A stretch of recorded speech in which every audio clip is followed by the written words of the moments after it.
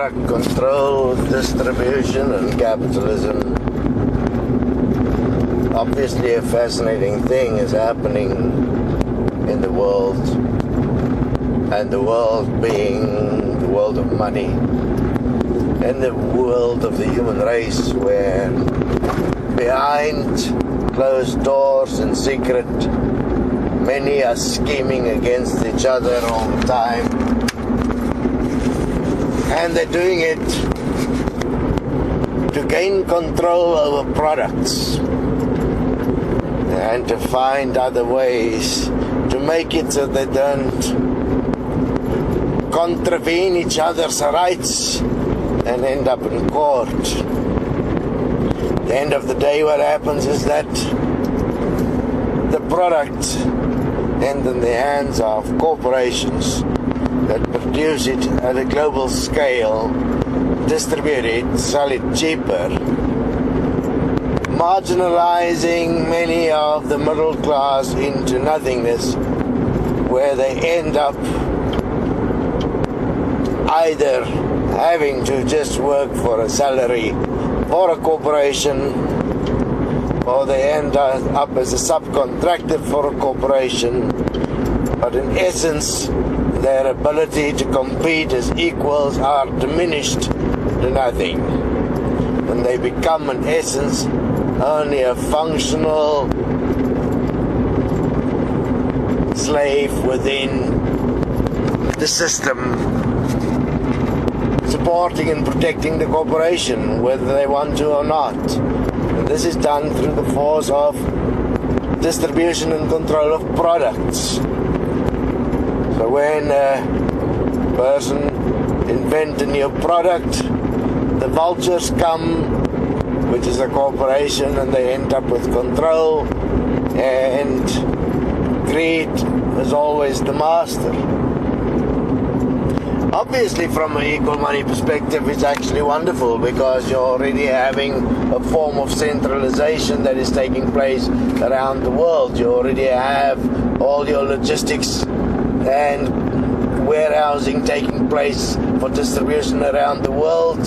You have all your outlets being centralized, so all products are starting to move one channel like. That means everything is channeled throughout the world, to every city, to very specific outlets, very specific distribution networks, very specific warehousing, and the logistics are planned, the brands are merging, they're cutting costs, obviously making a scenario possible where less and less people at the top are feeding off this system, while most people are marginalized into survival mode. And if you now have ideas of eventually let's not go there at the moment. Anyway, so from an equal money perspective, we need the infrastructure for the distribution of goods through a one set channel to get to all cities in the world, from where it can be distributed to the people, and each person's basic needs, requirements, and their pursuit of happiness can be fulfilled effectively.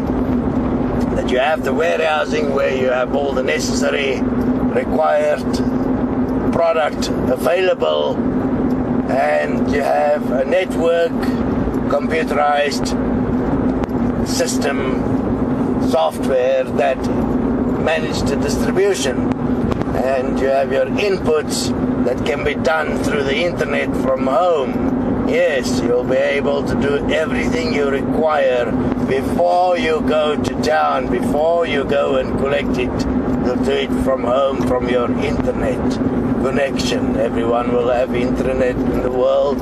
You'll do your shopping from home. You will get all the goods. Your life plan will be from home, and it will be computerized, and it will be a system that manages it, not a human, a system. system that will be equal for everyone. And obviously, because the system is equated in numbers, it will not be something that can be abused, because it operates in ways that is functionally distributing to all equally what is required, and each human being will just be a number. The nice thing about being a number is that with numbers you can actually solve the problems equally, and everything that is required for a human is available from a number system.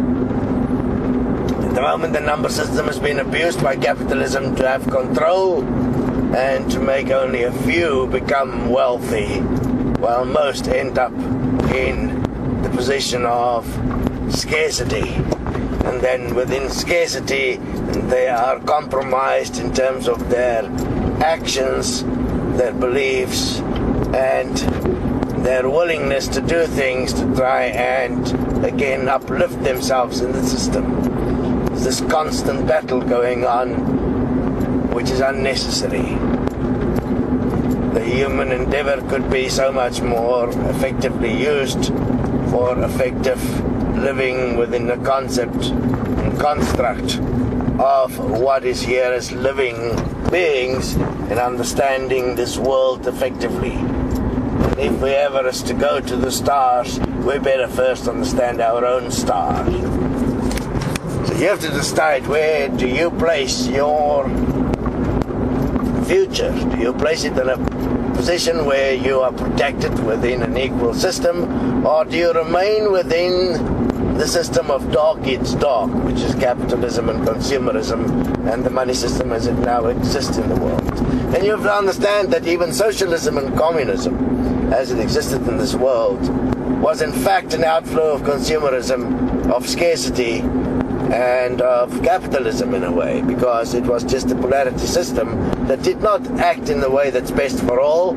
It acted on the rules of scarcity, and therefore the same thing happened that you see in consumerism and capitalism today. That's why China could change with such ease, and although it is inherent still call it a socialist country, it is in fact a capitalistic country. It's not really changed anything in terms of it, and you still have your guys in charge, and you have your money distribution according to the same principles of scarcity and abundance. So nothing really changed, except that China, because there was more discipline, ended up with all the money. Fascinating game of chess. Better get it off your chest.